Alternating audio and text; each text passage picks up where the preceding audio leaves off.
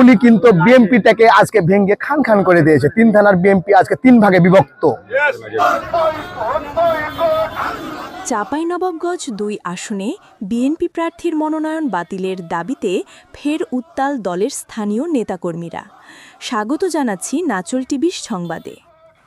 ভোলাহাটে বিক্ষোভ মিছিল ও মশাল হাতে প্রতিবাদ জানিয়েছেন তারা। রবিবার সন্ধ্যায় উপজেলা বিএনপির একাংশের ডাকে ভোলাহাটে এই বিক্ষোভ অনুষ্ঠিত হয়।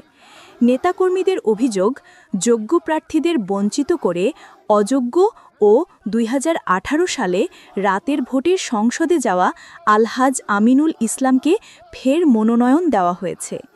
আমরা এর তীব্র প্রতিবাদ জানাচ্ছি এবং দ্রুত সময়ের মধ্যে এই মনোনয়ন পরিবর্তনের দাবি জানাচ্ছি। তাদের হুঁশিয়ারি, দাবি মানা না হলে আগামীতে আরও কঠোর কর্মসূচি দেওয়া হবে। এই দাবিতে এর আগেও বিভিন্ন উপজেলায় মশাল মিছিল, বিক্ষোভ সমাবেশ ও রেলপথ অবরোধের মতো কর্মসূচি পালন করেছেন স্থানীয় বিএনপি নেতাকর্মীরা।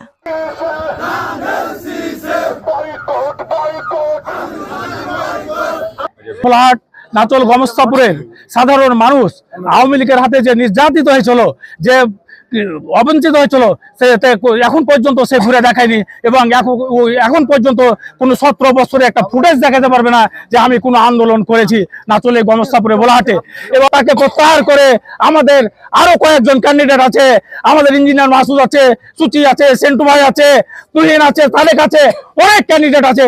তাদেরকে কেন্দ্র যোগ্য যাকে মনে করবে তাকেই নমিনেশন দিয়ে আমাকে সবাইকে ঐক্যবদ্ধ করে আমরা তাহলে সিটটি দখল করতে পারবো, নাহলে আমরা সিট হারিয়ে ফেলবো। নমিনেশন পেয়েছেন এমপির, কিন্তু এমপির নমিনেশন পেয়ে উনাকে আগে সব থেকে বড় কথা ছিল 3 থানার লোককে ওনার ঠিক করা। কোনো লোককে এ পর্যন্ত ঠিক করে নাই। বিএনপি কোনো প্রার্থীকে বা কোনো আপনার জনগণকে যে মেন নেতাগুলা, সে নেতাগুলা কোনো ঠিক করে নাই। এই কারণে এনাকে আমরা নেতা বলে গণ্য মনে করি না, উনকে এমপি আমরা দেখতে চাই না। যে কারোর সাথে এ পর্যন্ত দেখা সাক্ষাৎ করেনি, ফোন পর্যন্ত দেয়নি। আমিনুল হাজি এভাবে চলে তাহলে আমরা এই সিটটা হারাতে পারি।